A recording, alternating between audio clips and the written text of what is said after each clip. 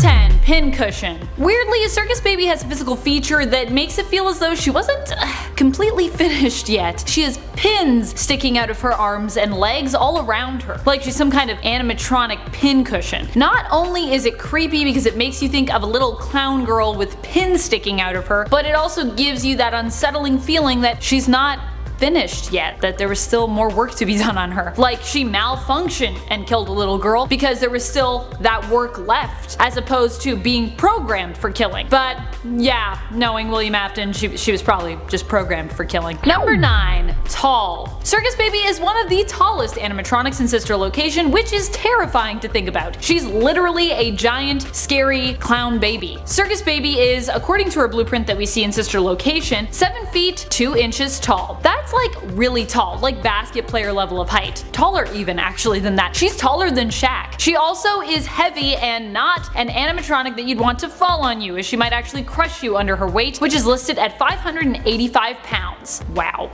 Number 8.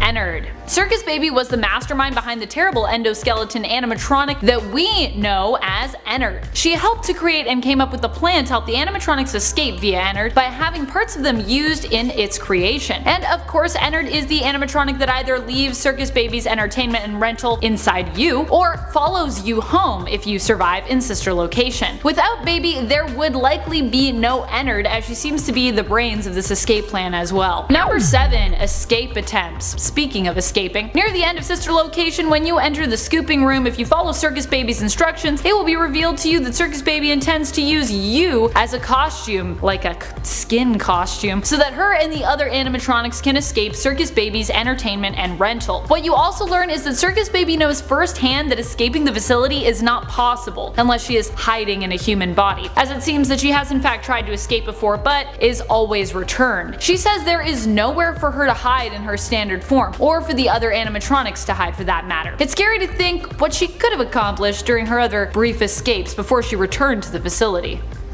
Probably nothing good though. Number 6. Good at pretending. One thing that keeps coming back up in regards to the exploration of Circus Baby's character in Sister Location is that she constantly feels she has to pretend. This should have been an indication earlier on that she wasn't what she seemed actually, as it comes up pretty early. We probably shouldn't have trusted her. She also tries to get you to play pretend when she hides you in a suit with spring locks. It is her deceptiveness and cunning skills of playing pretend that often make her so frightening and dangerous as an antagonist. She appears friendly, but is really just very good at manipulating and deceiving others. Number 5. Justified. What's more frightening than a villain with justifications? When a villain appears to be someone we can understand and even in some cases sympathize with or relate to, that is truly the stuff of horror gold, because it makes them feel more real, and in a twisted way, even though you might be playing against them, you may even silently root for them.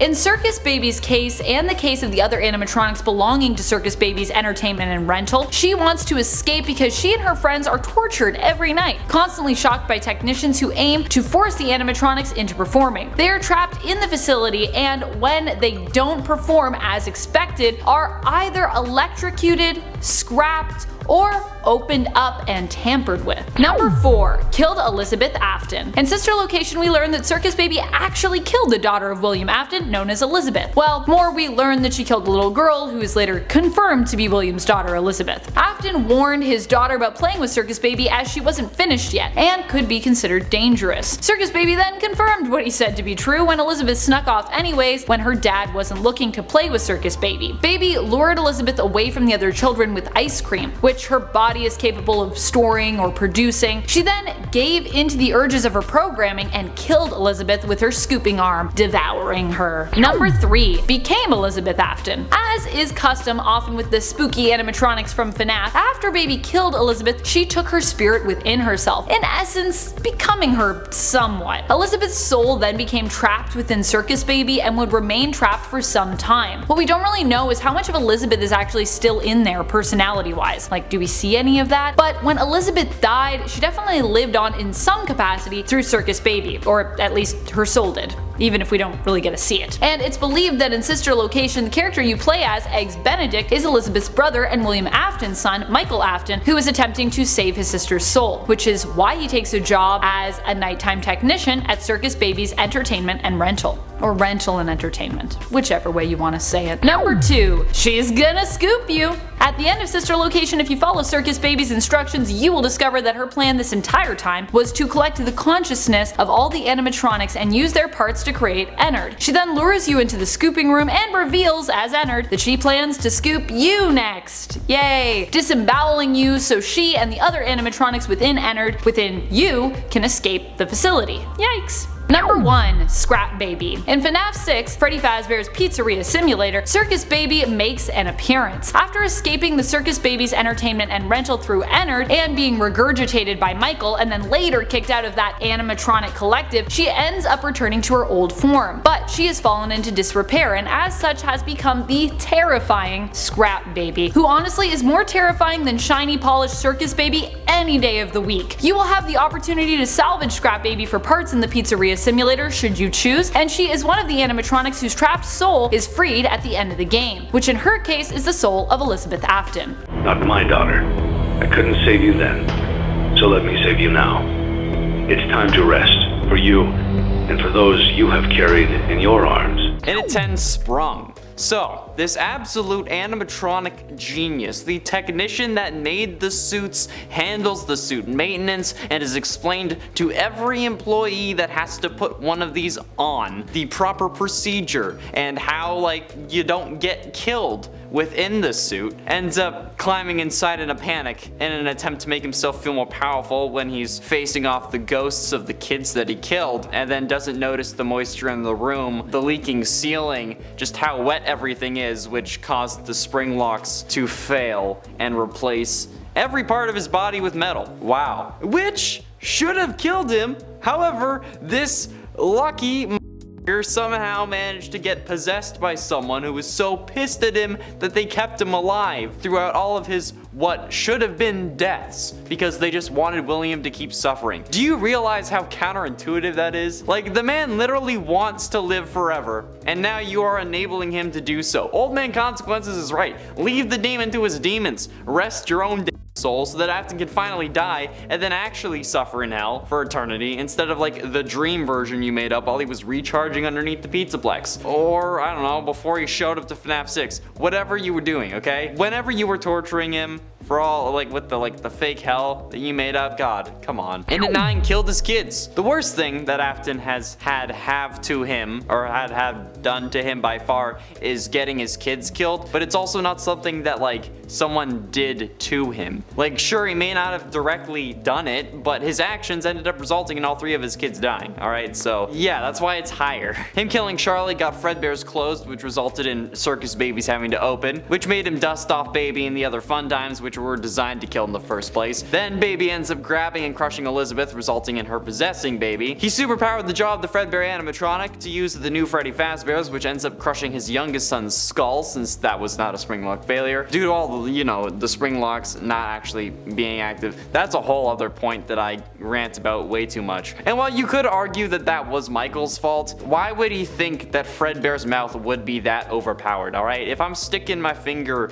in an animatronic mouth, I'm not assuming that it's gonna bite my finger off, right? So you just think that it's gonna scare the kid. And as the suit technician, William knew what he was doing when he was making that jaw. And then he also gets Michael killed when he sends him down to find his sister in Sister Location, which ends up getting him stuffed with Ennard, which then makes Michael want to let himself burn in Pizzeria Simulator. So yeah, William's actions got all 3 of his kids killed, but then he still had to keep going after it happened. But since he did it to himself, that's why it's higher on the list. And also, if you like FNAF and you want to hear me rant more about it, be sure you hit subscribe, alright? We talk about it probably too much. We're talking about other stuff too though, so please watch those videos as well. And at 8, Burn Baby Burn. William appears as the optional yet canon final boss in FNAF Security Breach, appearing as Burntrap, according to his name in the game files, but also that's kind of a dope name. He only appears in the Afton ending or the Burn, or whatever, the canon ending to the game, but this form is a result of Vanny downloading William's soul from like the digital realm to his old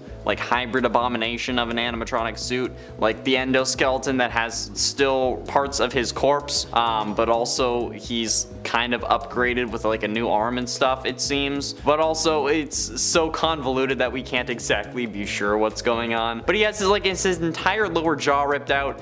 You can see his skull, it's still covered in blood. He has burnt flesh all over him because he's, you know, burnt. Metallic black eyes, purple pupils. The suit is missing fur. It's open chest. He doesn't have like a midriff. He's ruining all sorts of school dress codes at this point. His old endoskeleton, for the most part, has been replaced in some areas with endoskeletons that the Glamrock animatronics use, making him now taller and having sharp claws. 2 of his fingers are replaced with like fleshy fingery bones still, so like he still has parts of his hand. It's horrible, okay? Like imagine having to go through that after going through the FNAF 6 fire. And then after that, having to go through yet another fire and a whole pizzaplex collapsing on top of you. Yeah, dude, what the hell? Just die already, please. And it's 7 stored his daughter. While we all know that Afton isn't the best father, I think that it's something else to end up locking your robot possessed by the soul of your dead daughter in an animatronic testing facility. What? That seems to be what's going on, and that seems to be a bit too far, if you ask for my humble opinion. But nevertheless, he still did it, and that's what Sister Location is all about.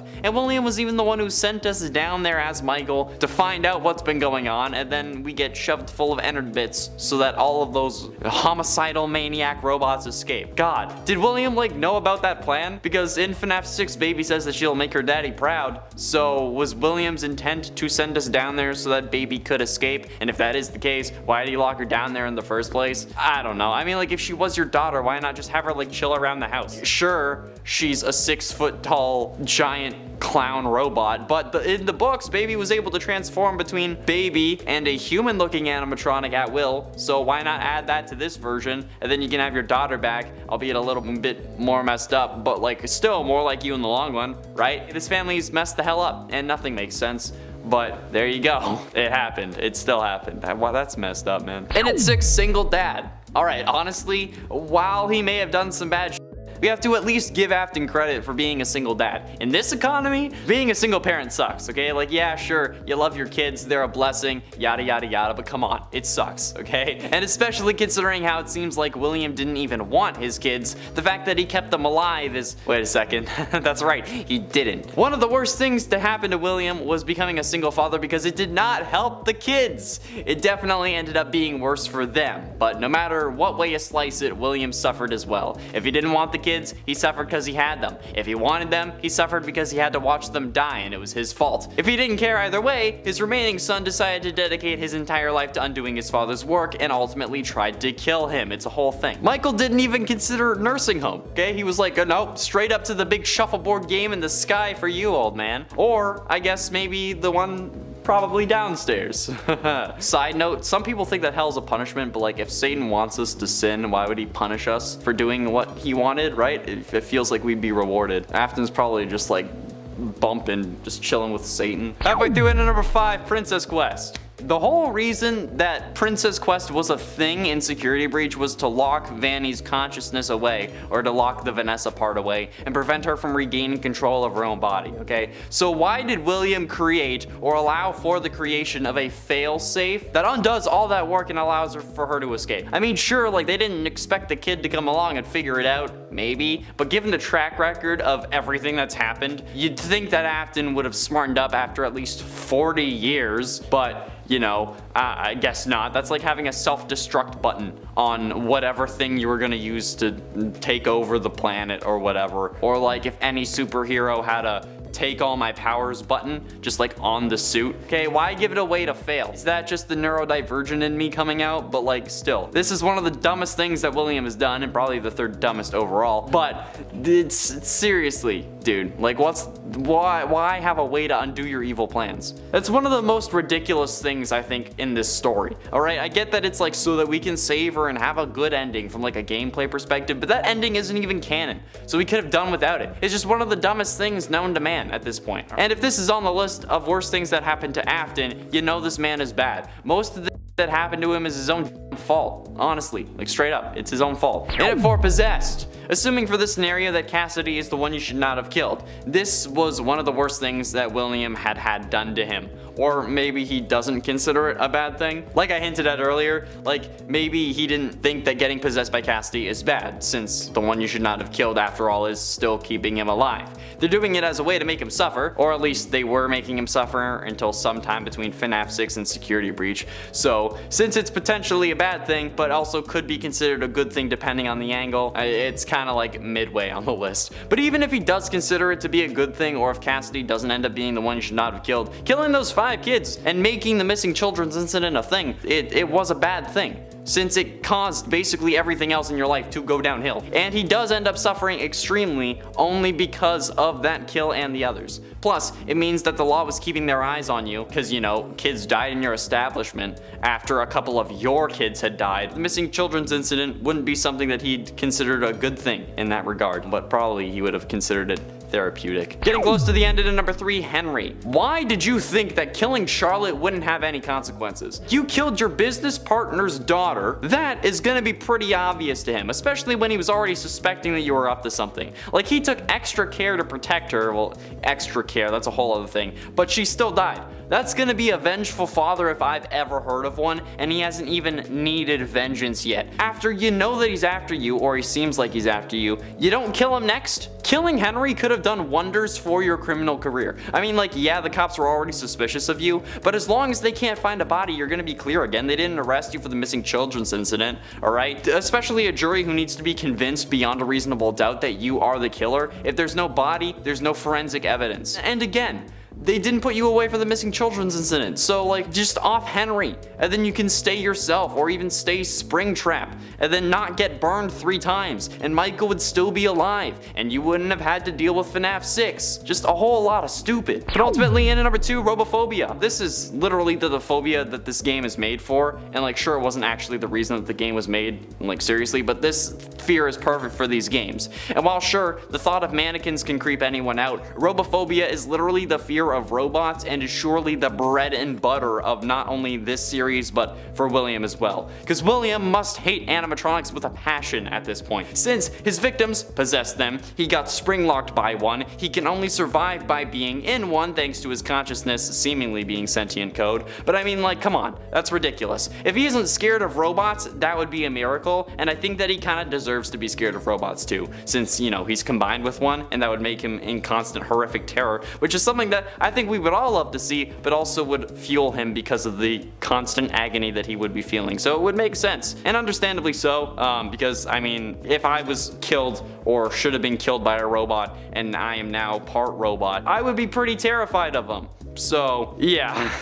And finally, in at number 1, Baby. That's it. That's the number. Dude, he's the luckiest dude alive, alright? Your little girl was killed by a robot you made specifically to lure kids and probably got her design input on, and then you throw her in a storage locker, and then she doesn't try to kill you immediately? That's pretty damn lucky. But if she is the Blob, then 45 years later, or whatever the hell it is, come Security Breach, she does kill you, and you probably, hopefully, at least, I really, really hope that you're dead at this point. Just please be dead. I really hope that it was the Blob that was Baby and she got so mad that she just, you know, ended it. And I'm putting this at the number 1 because I hope that it's a thing. And at 10, Ballora. There is the popular theory that Mrs. Afton goes on to possess Ballora. However, I don't really like this theory because, you know, just don't. Many people who associate the name Clara with Mrs. Afton also seem to believe that she went on to possess Ballora, and I don't know why there's such a high percentage that believe both, but still. The reason I don't like this is that it's assuming too much, okay? It assumes that she wasn't alive when he made the robots. It assumes that she ended up dying in an agonizing way when we don't even really know what happened to her. And it also assumes that she was around Ballora when she died, or that a possessed object somehow was used when creating Ballora or something, okay? But that would be an incredible chain of events because William did not know about Remnant at this time. And if Mrs. Afton ended up possessing Ballora, I'm sure that William wouldn't have opened Circus Babies, and if her death was the reason he started killing people, which we have no idea about, then seeing that she possessed a robot would actually probably stop him from doing that because she would still be alive. Yeah. Also, especially when she's in a dummy thick robot. And I mean, her song is in reference to another woman in his life, or at least it can can be. So yeah, I doubt that he would have hid inside of walls from his actual wife. And at 9, final reason. What if Mrs. Afton was the catalyst to all of this? What if she was the one who pushed William over the edge, gave him the ideas, gave him the kids, and then vanished or died or left him, whatever the case may be? What if Mrs. Afton was the one behind it all? I mean, honestly, a combination of these theories could be correct. I mean, like, further on in the list, you know, but like, she also just could have been a psycho or a hallucination. Maybe she died and then possessed Ballora. Maybe she didn't. There's so much in the realm of possibility here that we can never really be certain unless we get told directly by Scott. But maybe William was driven to killing by his wife, be it directly or because of her death or their divorce or whatever the case may be. It would explain why he didn't want to hurt his kids despite being a certified nutcase, but the closest kid to William other than his own kids would have been Charlotte, hence why she was the first to go. I mean, if the mother died or divorced him, his children would be like the last things that connected him to the love of his life, so I don't think that he would really want to hurt them, but yeah, I don't know. We don't know. That's the point. That's the whole point of this list. These are theories, all right? Don't get mad. I know you've already gotten mad. And at 8, divorce. I mean, it's possible again. There may be another reason as to why Mrs. Afton isn't in the picture anymore, and it might not be death. The explanation may not be as brutal as you're probably thinking, at least for her, since I'm sure the divorce settlement would have been horrible for William, especially when he owned a company. The only real way that this could be true is if, like, they divorced before William had gone into business with Henry and bought Fredbear's Family Diner, though, unless they ended up having a prenup. However, a prenup wouldn't really be necessary if he didn't have anything, so we can't really be sure. But I mean, that's half the fun though, right? The matter could just be simple, with William and his wife splitting or getting a divorce for a plethora of reasons, but then that could also be why she's no longer in the picture. It doesn't have to be something dark and depressing or sad, you know? I don't know. She could have just cheated, or William could have cheated. Just based on what we know about William as a character, creating personal relationships isn't really a top priority for him, and neither is keeping them, so maybe the missus just felt neglected, or maybe she was pushed into the arms of another man, so we can't really be sure. But it's something that we can't really rule out. We can't just be dead set on her dying, even though it is also a likely possibility given who we're talking about, but come on. I'm just surprised that William ended up with the kids if they did get a divorce. And at 7, Mrs. Emily. Another theory suggests that perhaps instead of his own wife, that the mother of his children wasn't his to begin with. That perhaps instead, William's children are the result of him either previously being married or having extramarital relations with one Mrs. Emily, Henry's wife and the mother to Charlotte, who is the puppet. It would explain a couple things, like why he would kill Charlotte first outside of Fredbear's Family Diner for starters. I mean, if this is the daughter of the man who he thinks stole his wife or possible wife, that would probably cause some serious issues in his brain, especially at the state he was already in. It would also explain the whole "the baby isn't mine" thing from The Immortal and the Restless. Perhaps his wife was trying to convince Afton that Charlotte was his child, but he couldn't believe it. And again, the whole first kill thing. It's very important, whoever the first kill is, when trying to determine the behavior of a serial killer and then find out why they actually started killing. But if she was a constant reminder of his wife or the woman he loved leaving him for another man or not leaving her man, it would make sense. It would also explain why Henry just sat there in FNAF 6 and let himself die. And at 6, death. There are plenty of theories around what happened to Mrs. Afton, and a lot of people believe that she probably died, and honestly that is a likely scenario. But the interesting thing about these theories comes from how she could have died. A lot of people think that Mrs. Afton died in a car accident, and I mean it's possible, but that doesn't mean that it's canon, but a whole lot of people swear by it. Despite many people insisting that she did die in a car accident, it actually came from a FNAF music video. There are others that think that William killed her or that she just left him because she found out what he was into, but then for some reason also left his prime demographic with him. Or maybe she found out what he was into and then William killed her because of that. Something that she died in a plane crash for some reason, but basically any form of death that you can think of could have been a way that Mrs. Afton died. I mean, like, even if she was a sugar mama who died of natural causes, that can be the way that Mrs. Afton went out. Okay, we can't know for sure. And technically we can assume that she was under 40 at the time of the children being born if they were biologically Williams, and then therefore like rule out the whole sugar mama thing. I mean, like, kind of, but like William had to get money to start a business somehow, right? So maybe he had a little little deal. Halfway through, into number 5, surrogate. What if the missus who had these babies didn't actually have any relation to William at all, and instead was simply a means to an end, and their only interaction was in essence a business transaction? Surrogacy is becoming more and more common, with women being unable to get pregnant due to infertility or health issues and other stuff like that, like Kim Kardashian for instance. But it wasn't really all that common back in the 80s as far as I could tell. But if you did need it, it would have cost a lot. And assuming that William was already making money off of Fazbear Entertainment and the whole Circus Baby's entertainment and rental thing, maybe he decided that he wanted a kid, maybe to blend in because, you know, he's a psychopath, and he paid someone to be artificially inseminated. Which could explain the whole "the baby isn't mine" line from Vlad, even though it would still be his, because I'm pretty sure they would use his own stuff, but, you know, I can't be sure. I haven't really done that before, and I'm not experienced in the field. It would also explain why he got crazy, because, you know, he didn't really get the fun part.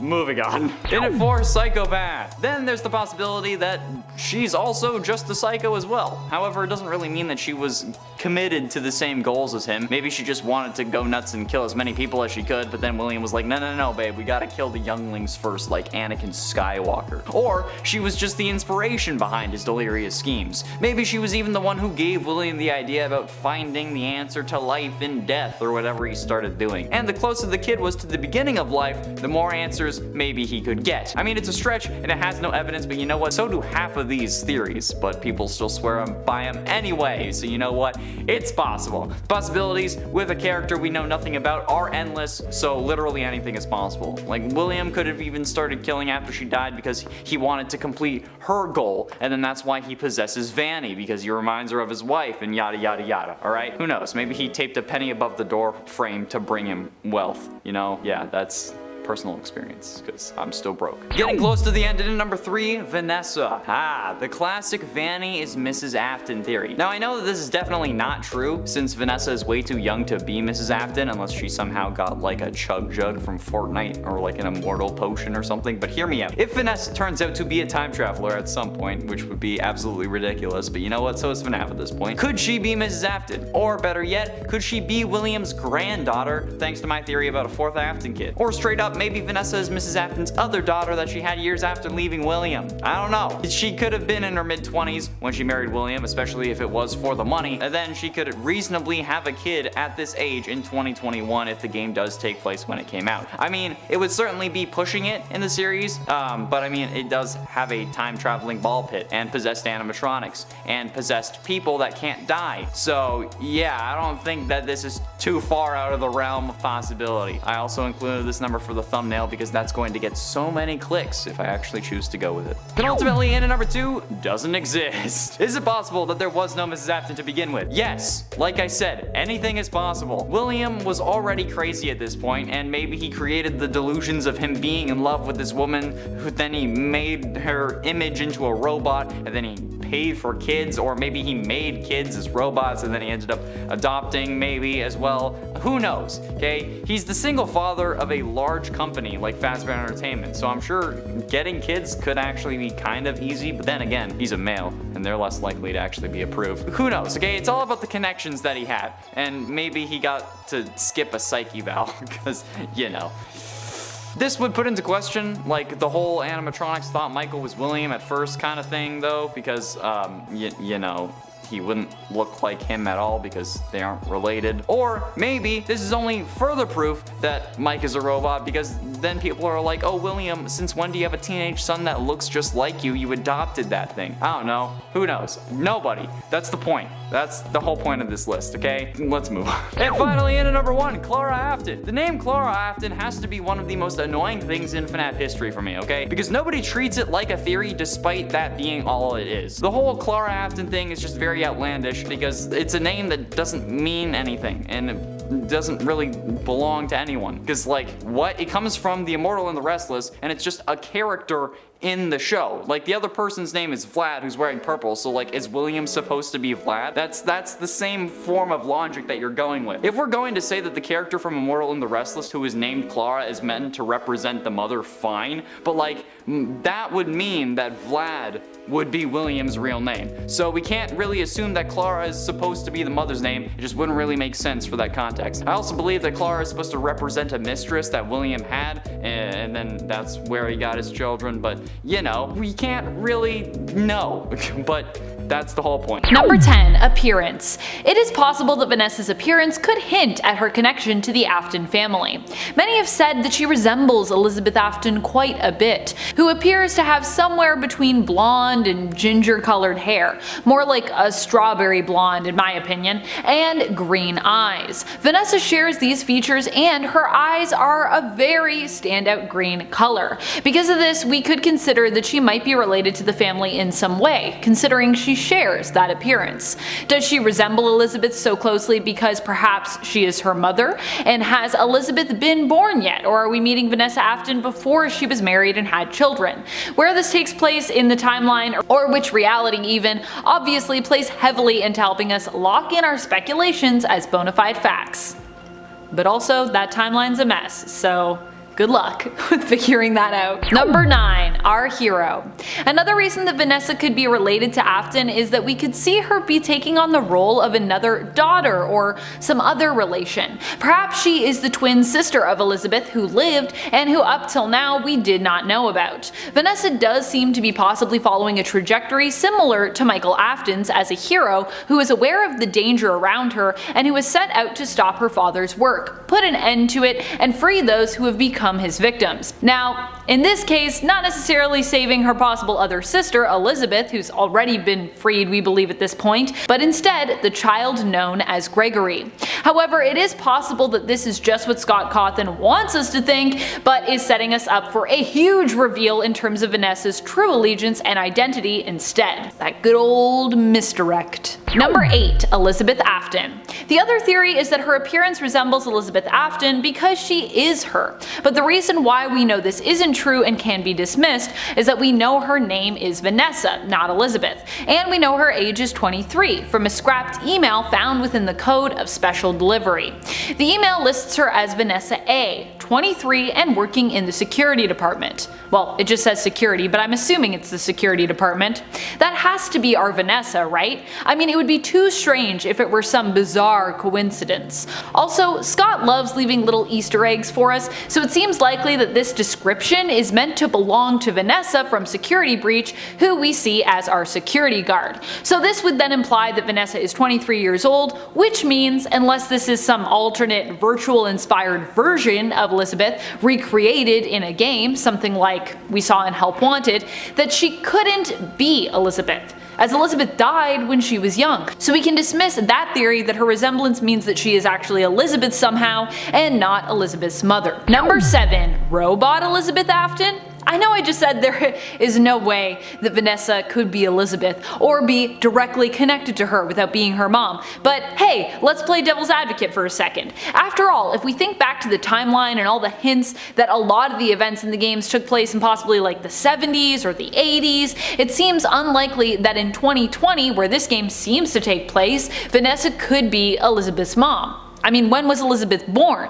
When did she die? It just doesn't really make sense in regards to the already messy timeline, because I can't really figure in how she could be her mom unless that happens after, and it's all very confusing. However, is it possible that Vanessa is Elizabeth somehow reborn? Perhaps like what we saw with Charlie in the books. She was recreated basically as like a robot. Elizabeth in this case could be made by William Afton herself and made to simply appear as human and then be renamed as Vanessa. Or perhaps she is simply a new creation who is a robot made to believe she's William's daughter. Maybe all of his children are actually or were actually robots made to seem like or believe that they were human. Whoa, What? Number 6. Her age. 23 is a very specific number. What does this possible age for Vanessa tell us about the character? Well, if we had a more clear family timeline, well, that would help a lot. Or even information as to if William's children are naturally born of him and potentially his wife, or his lover, or if they were adopted, or what. Who are these children? Where did they come from? These are questions I have. Sadly, we don't really have any of that information. In fact, I don't even really know how old William Afton is at this point, even though I know he's dead. Like, how old would he have been when he died? When was he born? I got a lot of questions there. So we have just a lot of speculation. A lot of fans theorize that if there was a Mrs. Afton, that she possibly died tragically in a car crash. And it does seem that Balora is based off of someone who was close to William, possibly someone who brought a lot of joy and love into his life who he missed. Is it possible that this person is Vanessa, who maybe met him through a job working at Freddy Fazbear's Mega Pizzaplex? We don't know as of yet, but it's a possibility. Perhaps we are meeting Vanessa before she becomes William's love or wife, or perhaps just his baby mama. Who knows? Number 5. Vanessa A. In scrapped emails found in Special Delivery, where we also found hints for Vanessa's age based on the area she is listed as working in, we also got a hint as to her last name. Assuming this is the same Vanessa, of course. Her last initial is given to us here as A. Obviously, this has driven fans wild and caused them to believe that yes, she is definitely a member of the Afton family tree. Is Vanessa Afton, however, William's wife, or could she be another relative, another child of his, or possibly his sister or his cousin? Perhaps there is a less direct connection to Michael, Elizabeth, and William here that could also be explored. But either way, Afton begins with an A, and Vanessa's last name likely does as well. I love connect the dots Easter eggs like this. I need like a connect the dots FNAF book, and it's just like a bunch of random hints that we've gotten of things, and you have to try to be like, how do these all connect to each other? Someone make me a book like that. I will buy it. Number 4. Vanny. Many have theorized that Vanny and Vanessa are indeed the same person, and we have scrapped and hidden emails from Special Delivery to prove it. There are a few emails addressed to Ness, or Nessie97 as she is known, that imply Ness works for the company. It is believed based on the content of the emails that Ness is indeed Vanny, and we can theorize through these similar names that the two characters are actually one and the same. Perhaps different personas belonging to the same person. One of which is infected perhaps with the virus from William Afton, which has her possessed by Glitchtrap, making her kind of like the new Glitchtrap, if you will. Or perhaps her participation is more willfully involved than we suspect. I mean, just because she was referred to as a reluctant follower doesn't mean that she's still one now. Either way, Ness's username of Nessie97 could imply that Ness was born in 1997, as people often use their birth year in usernames to more easily identify themselves and for, memorization purposes, because you usually don't forget what year you were born. If Ness was born in 1997, this would mean by the year 2020 that she would be 23 years old. What? Especially if this game takes place, I think, after September, which I think is her birth month. That's also in the emails. If she is 23, this would match the age that was given to Vanessa A's records in the other scrapped emails. Connect the dots, FNAF edition. Number 3. The new antagonist. Vanessa is also believed to be an Afton because if she is Vanny, she has some murderous tendencies for sure. I mean, she certainly appears menacing and dangerous in the trailer, and once again we also have evidence from the scrapped emails of Special Delivery to back up her sinister presence and possibly plots. It said that a virus was moved into some sort of programming using a false credential which allows those using the credentials to override security protocols on animatronics. Uh-oh. It's also implied that Ness could be the culprit, although her fellow colleague is willing to believe that it wasn't her. Please. I don't know why I laughed at that, but Louis just cracks me up in these emails. He's so needy, and he's so like, please date me, I'm Louis. And I'm like, oh my gosh, Louis, take a hint, I don't think Ness is interested, I'm sorry. We also know that Ness has been buying human-like face masks and has ordered fabric, possibly to build her bunny costume. Number 2. Heir of Afton. Because of Vanny's menacing presence, who many believe to be Vanessa A, or in these emails V_A, another persona just to add to her long lists, we can also find another connection here to the Afton name in the role that the character plays. Vanessa could actually be an active participant in this plot who is only pretending to be a good security guard to lure in her prey more easily, which would make sense given what we know of the games and how victims are usually ensnared or entrapped in such a manner in the stories told there.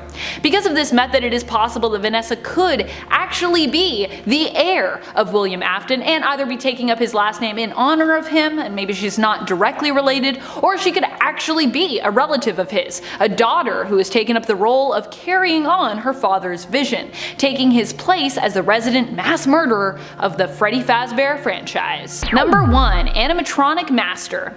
Like a puppet master, you know? There are also theories that Vanessa has gone beyond the villain she aspires to be in terms of her capabilities, not just setting the animatronics loose on innocent victims and altering their safety settings, but in fact manipulating and controlling them remotely, including Vanny. Something that Vanessa could be an Afton who aspires to be even greater than the person she reluctantly serves, and controls Vanny from afar, not appearing as her. Now, this would also protect her sort of like seeming innocence as well, so pretty smart. People have cited Vanny's jump scare and glowing red eyes as evidence, as well as her constant references to glitching out, implying that if we are in the physical world, that Vanny is actually a robot or animatronic controlled, perhaps even built, by successor Vanessa Afton. And it's Clara Afton. The Clara Afton theory is a simple one. The idea that the name of Mrs. Afton, or Afton's baby mama, is Clara. This idea comes from the Between Nights cutscenes from Sister Location, where Michael goes home and watches his favorite series, The Immortal and the Restless, while eating popcorn and potentially exotic butters, which features a vampire wearing a purple suit swearing up and down that the clearly vampire baby isn't mine. And the mother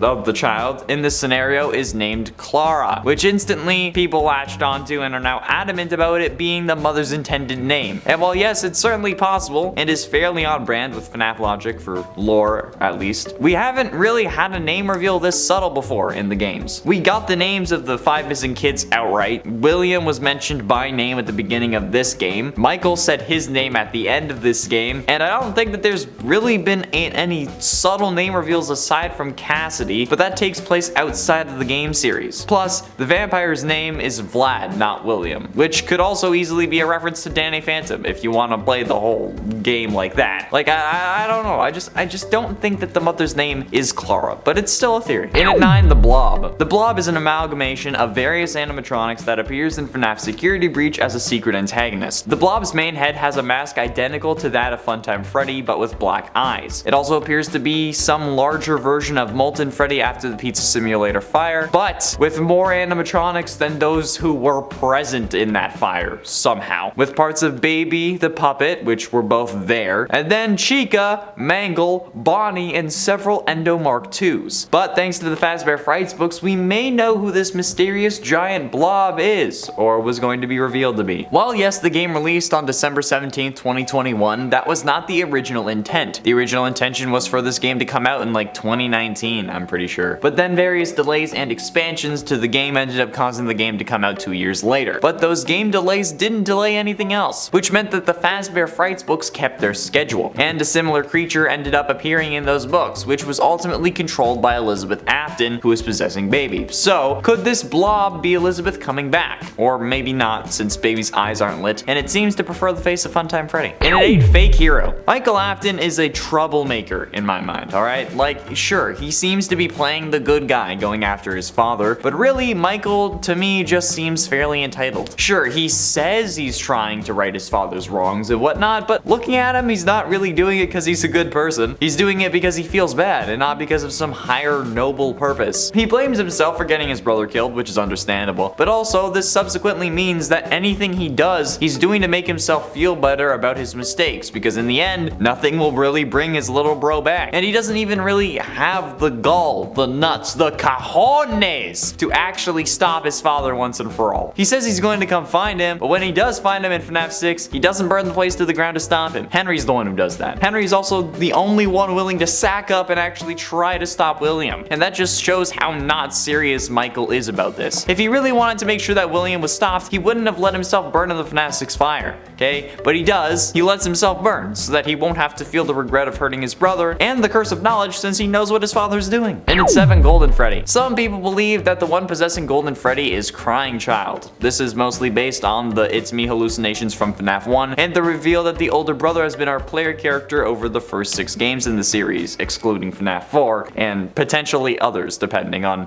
things that get revealed later on. So why would people believe this? Well, it's because it would explain Golden Freddy's signature line of It's Me. Since if we do play as Michael Afton in the first game, It's Me could just end up being Crying Child trying to communicate with his older brother as to who he is. It could also explain the constant use of the phrase It's Me in the security logbook, since some also believe it to be possessed by the spirit of Golden Freddy, or the 2 spirits inside the book are also those inside Golden Freddy, which makes no sense to me because why would 2 people be possessing multiple things and the same 2 things at that? Anyway, with the line of It's Me being explained easily with the Crying Child being Golden Freddy, it leads to some to the conclusion that that must be the way Scott intended it, but hey, what do I know? It's not like I've made 365 FNAF videos on my own. Oh wait, this is the 366th. Not even kidding. I counted. I'm being legit.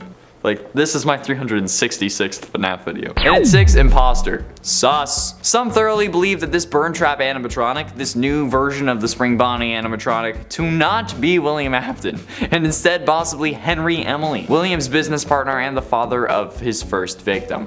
Why do they think this? No idea. However, I can kind of see why, but it would simply just be due to inconsistencies. Since seemingly the endo for this version of Springtrap also has the same endo as the Glamrock animatronics, or the ones that we see in what is honestly the scariest part of the game. At least they look similar. Since if this was Afton, the endo should technically be the first version of the endoskeleton. My explanation for this is simply because they had to model this endo for the files and they were kind of in a rush to release something after already delaying the game multiple times, so they used just the normal endo that they already had and then added some Springtrap bits onto him. And since he's so destroyed, it's really difficult to determine whether it's the same design as Scraptrap or not, and since Henry was also in the FNAF 6 location, potentially it could have been him.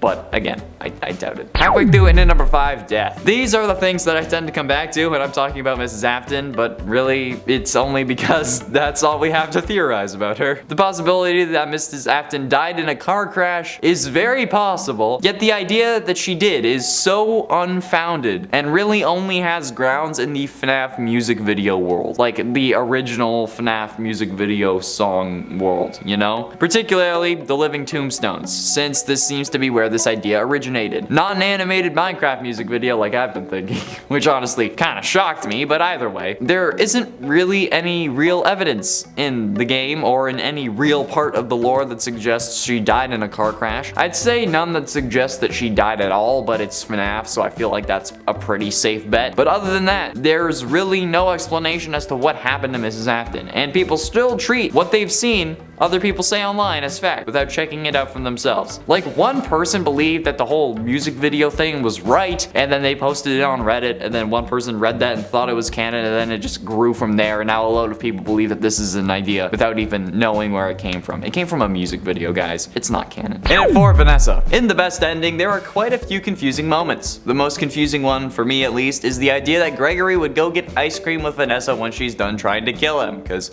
you know, all of a sudden she hasn't been trying to kill you for 6 hours. Why would you do that? Some seem to think that it's because they're related or representing the dead Afton kids. And thanks to MapHat, there's a little more evidence to this theory. The ice cream that Vanessa gets while on the hill in the best ending is very reminiscent of the ice cream cone that lured Elizabeth into Baby's arm grabbing or scooping range, I guess, however you want to say it. I feel like scooping is kind of more accurate considering how we're talking about ice cream here, but hey. There's a cone with ice cream on top, and while it's not the same design, this time around it's mint chocolate chip. I mean, I feel like ice cream in general, we've only seen ice cream these 2 times. So yeah, I feel like it's a good thing. I feel like that's a good comparison. Getting close to the end into number 3, Glamrock Freddy. There's a popular theory going around that once again people are treating as fact. The idea that Glamrock Freddy is possessed by Michael Afton after the FNAF 6 fire. That his soul went on to possess the Freddy animatronic somehow after the place, and he himself burned to a crisp. Since Glamrock Freddy does give off a overprotective big brother vibe, that juxtaposes well with the crying child vibes that Gregory gives off. However, I personally don't really think that this is true, at least for the moment. I'd love for it to be true, but for the sake of devil's advocate, let's think about that. While it would make sense from a literary standpoint, the rules that Scott has established in this universe wouldn't allow for this, because the games and the books have made it seem like Remnant can be burned away with fire. And while this may be false, see William Afton lied to us about Remnant. For more information on that, links in the iCard. Fire would still help in preventing the creation of Remnant. That's the conclusion I came to in that video. Thus preventing Michael from actually creating Remnant and latching onto something, especially something that showed up after a whole mall complex was built on top of where he died. It seems like a bit of a stretch to me. And I'm the guy who swore up and down that Michael was a rebuilt crying child, and I'm saying that this is a leap in logic, alright? I mean, I still think that could be possible, but like less so now. But ultimately, in number 2, the one you should not have killed. I adamantly stand by my stance that crying child is the one you should not have killed. And I know that it goes against what MatPat says, but I truly believe that there is more evidence for this than there is for Cassidy being the one you should not have killed. And MatPat, if you want to talk about it, hit me up. We can figure this out together. We know that crying child dies in 1983, which is the same year that Charlotte ends up dying and possessing the puppet. However, we only know of 7 animatronics that definitely existed at this time. The 4 from sister location that made up Circus Baby's entertainment and rental: Funtime Freddy, Funtime Foxy, Baby, and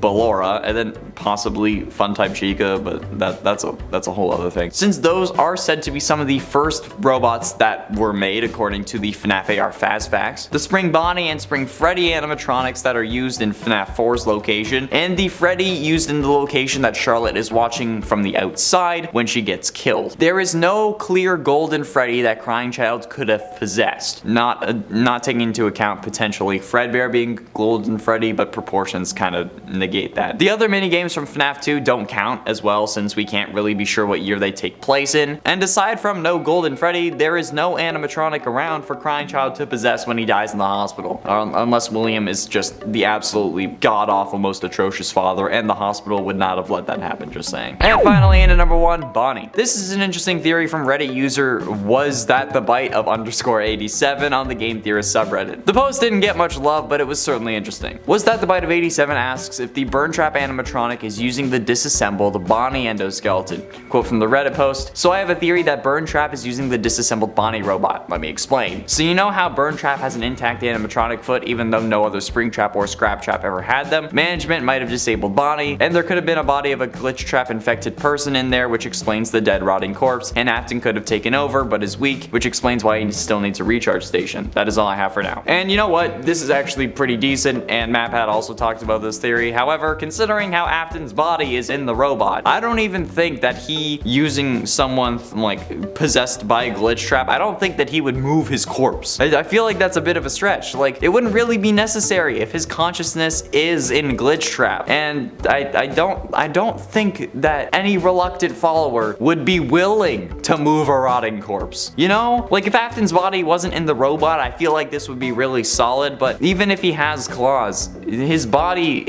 being in the suit proves that it's Scraptrap. I feel like it kind of has, because he was shoved full of robot bits. So how is he removed from the suit? I don't get it. Number 10, Crying Child's Fate. Possibly Evan's fate would be an appropriate title of this as well, assuming that Evan is actually the true name for CC. Crying Child meets a terrifying end. This poor victim, and likely also offspring of William Afton's, ends up having his birthday at Fredbear's and is seemingly tormented by his older brother during it. Though really, why Crying Child is such a fan of Fredbear's when the animatronics terrify him, I don't really get that. But I guess that's also a lot of the FNAF fanbase, who like to be scared. So maybe CC is scared too, but is also a fan? I don't know. Either way, Crying Child's brother decides the best way to tease him is to take him up to the stage and lift him up to give Fredbear a big kiss. His brother and his friends stick Cece's head in the animatronic, but something goes awfully wrong, and the animatronic bear chomps down on Cece's head, crushing it. While Cece does survive the accident, he never fully recovers and shortly after dies as a result of his injuries. Number 9. Elizabeth's fate.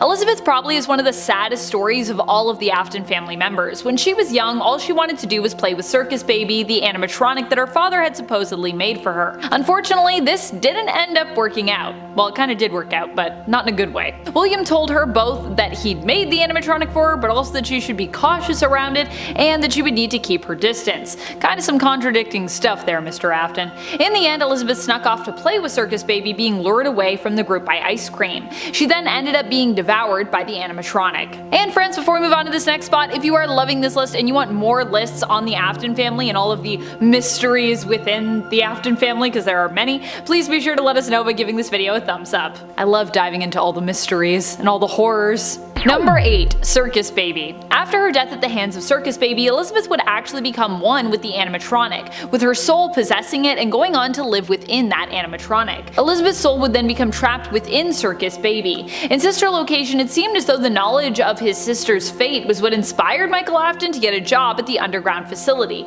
in hopes of freeing her. It's unclear whether Michael was doing this of his own volition, or whether he was compelled to do so by his father William. Number 7. Michael failed. In the end, Michael failed his mission though to free his sister's spirit. There is an ending where he escapes the facility and his true fate, but we'd also learn that the real ending involved him being harmed simply because he came to try and free his sister. Oh no, just I guess kind of like a wrong place, wrong time scenario. In the ending where you as Michael do survive and get away, it's implied that Circus Baby knows the reason why Michael has come, and actually attempts to bait him from leaving his safe room in order to confront her and attempt to fulfill his mission to save his sister. Either way that you finish the game though, the fact remains that Michael failed to save Elizabeth, who still is trapped within Baby, or I guess what's left of her, by the end of the game. Number 6. Michael's fate. Michael doesn't just fail at being unable to save his sister, but he also potentially loses his own life in the process. Unless of course he was an animatronic the whole time, which could be very well possible at this point. The true ending of Sister Location finished with Michael getting scooped by Ennard and having his insides replaced by the amalgamation of Sister Location animatronics, who now occupy that endoskeleton, Ennard. This is how they are able to escape the facility, through Michael. Although Michael seemingly still somehow survives this, not really dying on the inside despite being without presumably most, if not all, of his internal organs. He continues walking around as normal until his flesh has rotted, and then he vomits up the parts of the endoskeleton within him, collapsing to the ground, as we can assume there would be really nothing left inside of him to hold him up. Probably didn't even have bones left after that big scoop after all. However, he is somehow revived by Circus Baby's voice, reassuring him that he won't die. You won't die, you won't die. Now, presumably undead, Michael continues on in his life forever changed. Number 5. William's profession. One of the creepiest things about William Afton, just to begin with, is his involvement in these family restaurants featuring live bands made up of animatronics. Live bands. The fact that he even made animatronics, never mind all the weird mad science that goes with that, is disturbing on its own. I mean, these animatronics all look pretty creepy, and I know all the Freddy chains are meant to be like a place of joy and happiness, at least on paper, but these animatronics do not scream joy and happiness to me. They scream terror, they scream at me to like run for the exit. Everything except joy and happiness really is what they're screaming at me. Also, just sometimes they're just screaming at me because they're jump scaring me. Number 4. William's hobby. One of the scariest truths involving the Afton family is William's role as a killer. I PG-13'd it up and referred to it as his hobby in the title of this point because, well, censorship and such, but it seems as though this hobby is quickly becoming more like his true profession. William has killed multiple people at this point for, well, for a reason we don't really quite fully understand yet. Though I'm sure he has his reasons, right? I mean, He's gotta have reasons, right? Included in the deaths he's had a hand in, albeit likely not directly, are the deaths of his own offspring. All 3 of his kids, if there are 3, I'm pretty sure there's still 3 either way you slice it. Even if Michael is Evan, there's still gotta be an older sibling, and then there's still Elizabeth, so all 3 of his kids seem to have been taken out by animatronics. Although Michael was also weirdly still alive even after his death following sister location, making us wonder just how human he and perhaps his siblings may really be. Maybe they were never human children. Maybe they were all robots. Number 3. Springtrap. Another very dark truth is that William Afton went on to become the monster known as Springtrap. Springtrap is the main antagonist of FNAF 3, where you are a security guard at a sort of haunted house / museum, created to profit off of the terrible and tragic events that seem to destroy Freddy Fazbear's Pizza and seemingly the reputation of Fazbear Entertainment's reputation besides. William Afton was chased by the spirits of his victims who had come to possess the animatronic suits. He chose to hide in a spring-lock Bonnie suit, but water coming into contact with it caused the spring locks to loosen, malfunction, and they tore through William's organs and body, presumably, trapping him within the suit and in theory killing him. Though of course he seems pretty lively in FNAF 3 as the only true and physical antagonist. And I believe that's after 30 years of him being like sort of locked away, so I guess he's like a spirit possessing the animatronic, or he's still alive. I have a lot of questions.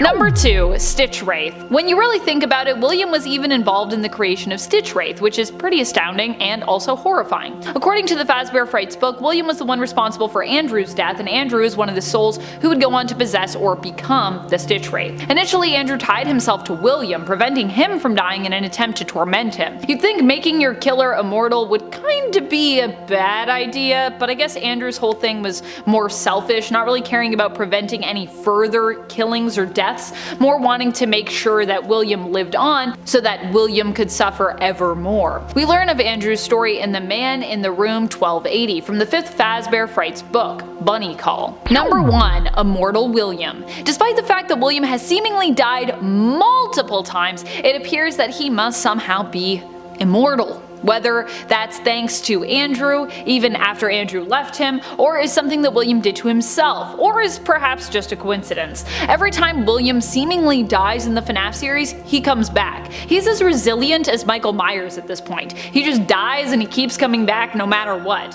He's been spring-locked, burned alive in a building twice, the second time around seemingly locked up and unable to escape, and yet now he is back as Glitchtrap. This time he has returned through someone scanning a barcode from a Spring Bonnie suit that I suppose he still somehow possessed in some capacity, as it downloaded his spirit, his soul, or his essence into the game, allowing William to live once more. I'm telling you, if you ever think William has finally died, do not believe it, because he hasn't. In a 10, bullying. Not talking about what it led to, but specifically the tormenting of the younger brother. While common among siblings, especially in media, this is just damn cruel. I mean, like, even Roderick wouldn't have ripped off one of Greg's plushy heads and then tormented him with it. So the bullying here is a damn shame. And honestly, the fact that William did nothing to reprimand his son for tormenting his other son only makes this worse, I'm sure. Which eventually caused him to escalate, and essentially escalate so much that, well, we all know what happened. But even without that, brothers who torment their younger brothers like that are cruel. Like, I tormented my sister, but I didn't like destroy her stuff so I could use it as a mask to then scare her even more. And I'm sure that he doesn't like just wear it to scare a crying child either. He probably just walks around with it on the regular just to make his younger brother mad, since, you know, he's wearing your stuffed animal's face. And at 9, encouraging Gregory. Assuming that Glamrock Freddy is possessed by Michael, even if I don't think it's likely, Michael, as Glamrock Freddy, straight up encourages Gregory to risk his life in order to get out of the Pizzaplex, when in all honesty, the safest thing to do would be to just keep him either in your stomach or in your green room until 6 AM, especially after the doors closed and he was definitely stuck. There was no need for this daycare, secret escape, hatch escape plan thing, okay? You could have just gone back the way you came and everything would have been fine. You would not have been suspicious since you'd have at least appeared like you listened to Vanessa and went back to your green room, and then Gregory would have been safe, especially after you knew that there was a crazy bunny running around looking to slaughter people. So yeah, if Glamrock Freddy is possessed by Michael, he did a horrible job at protecting his surrogate younger brother, which kinda hurts the whole he protects Gregory because of crying child thing, doesn't it? And it ain't listened to his father. Now, this takes a bit of assuming, but less than assuming that Glam Freddy is possessed, so it's gonna be a spot higher. We learn in Michael's final speech in Sister Location that he went to find his sister because his father asked him to, saying something along the lines of, "I did it, I put her back together, just like you asked me to," which is yes in reference to Baby, but the issue I have with this is why did he listen to his father? I don't think he learned about the horrible things his father did because of Baby. Like, I think he must have learned about it beforehand, maybe when he got Crying Child killed since he was freaking out because the animatronic jaw should not have been able to crush his skull, and even if he didn't know about what William was doing, honestly that could make this point even worse. Like, what other things did William ask his son to do, either while he was stuck in Fazbear's Fright or before that Michael did without question? That's a thought that really worries me, and maybe Michael has more to repent for than just hurting his brother. In its 7, Bad Babysitter. Now, while we don't know the details about what's going on inside the Midnight Motorist minigame, although I think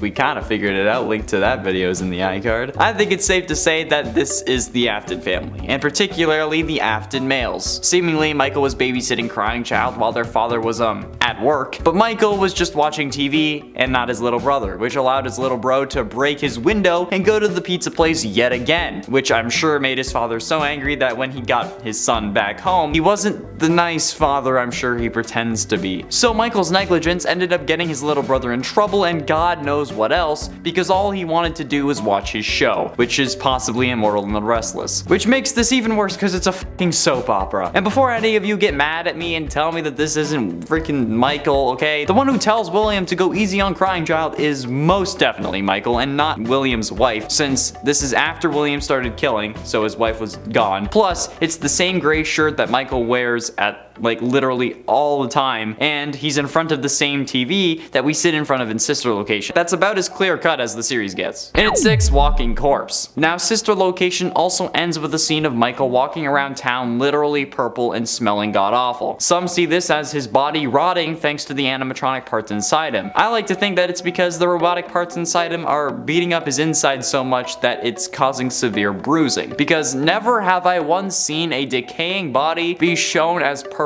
in color. Every version of rotting corpses, especially like living corpses, with zombies being the most common example when rotting, are shown as green in cartoons, like Minecraft zombies for instance, or Plants vs. Zombies. So the purple in reality just can't be decay, because it just doesn't work, it doesn't make sense. But if it is the case, walking around in public smelling like that is a crime in and of itself. Holy crap. And if it's not the case, this man obviously hasn't showered in ages, and whether that's due to a personal choice or the choice of the animatronics inside him, damn, it's still a horrifying mistake. A damn shame is what it is. Halfway through into number 5, Burning. FNAF 6 is a pretty good game. It was something new and probably the most interactive FNAF game we've ever had since we got to make our own pizzeria. But the ending, while good and one of the most iconic speeches of all time, Michael letting himself go up in flames as well as the whole pizzeria is seriously dumb on his part. Like, bro, you've seen your father come back to life just as many times as anyone else. Like, at least keep kicking around for another year or two to make sure he's actually dead instead of just hoping he is. You know that this man is as relentless as Taco Bell after a night of binge drinking, yet you let it go. Just think about things. I wish for once one person in this series would actually think something through. And Henry encouraging him to stay just also seems like a bad idea to me. Straight up. Like, I get that you want nobody to remember this, but unless you've killed the parents of all the victims or everyone who's ever covered the story in the media, people are always going to remember this. So just stay alive, okay? Make sure the story is over, and then you can off yourself. Both Michael and Henry, honestly. God. And at 4, Animatronic Escape. Going to investigate a secret underground facility when your homicidal maniac of a father asks you to is one thing. It's another thing when you become the vessel through which 5 separate animatronics escape into the outside world to begin wreaking havoc. Like, sure, you couldn't really help it, but the canon ending to the game is seemingly the one where you listen to Baby and then end up getting scooped. So in actuality, Michael was being just a big old dum-dum here. After everything, you should know that the possessed animatronics, even if if they are possessed by your sister, are a bad idea, especially if you've been through the other locations already and have been attacked by those very same haunted animatronics. Have you never seen an episode of Supernatural? Like, every spirit is a vengeful spirit after this long, bro. Come on. Just salt and burn the animatronic and then go home. Wait, could the whole, like, remnant needs to burn thing be referenced to Supernatural? I hope so. Getting close to the end, and in number 3 left his sister. Now, don't get me wrong. Allowing yourself to be a vessel for a group of evil bags is one thing. I really felt like Dean Winchester there for a minute. But the other ending doesn't actually let Michael off the hook either. In the other ending, the non-canon one, I'm guessing, where Ennard attacks you while you're watching Immortal and the Restless, you end up actually leaving your sister in the underground storage facility for dead. Well, not for dead since she's already possessing an animatronic, but you know what I mean. You didn't even try to set her free. And assuming that that's what you did in the previous games, you already know how to set them free. So like, why didn't you set your sister free? Yeah, that's what I thought. Okay, my sister and I, we don't always see eye to eye. Sometimes she can't take my hilarious jokes and my brilliant sense of humor, but I'd still release her soul if it was trapped inside a 6-foot-tall giant robot. Okay, I would. But this man just leaves. And we know that he knows it's Elizabeth. He just doesn't care. What a great big brother this guy is. You already screwed over one sibling, why not the other one too, right? Speaking of which, penultimately, and at number 2, Chomp. I think we all know that Michael is certainly at least partially responsible for the bite of 83. Because while William did superpower the Fredbear jaw, if Michael hadn't put his brother's head in the mouth, it wouldn't have mattered. While yes, he thought that he'd be safe because it's an animatronic mouth, how bad can it really be? He still definitely contributed to Crying Child's death. It's interesting the way that like fate works. In this instance, we can really blame anyone for the death of Crying Child, because I am absolutely certain at the very least Michael blamed himself at the beginning. After learning what William was up to and what he did to the animatronic, maybe the guilt lifted slightly, but all that it would really do was assure himself that he didn't have the intention on killing his brother. But either way, without him, nobody would have put his head in the animatronic mouth. But yeah, getting your little bro chomped is definitely gonna cause some friction among the family members, especially when, because of that, you're the only 2 family members left. And finally, and at number 1, nothing. Michael Afton's biggest sin in my mind is his ability to do nothing. Like, sure, he seems to be playing the good guy,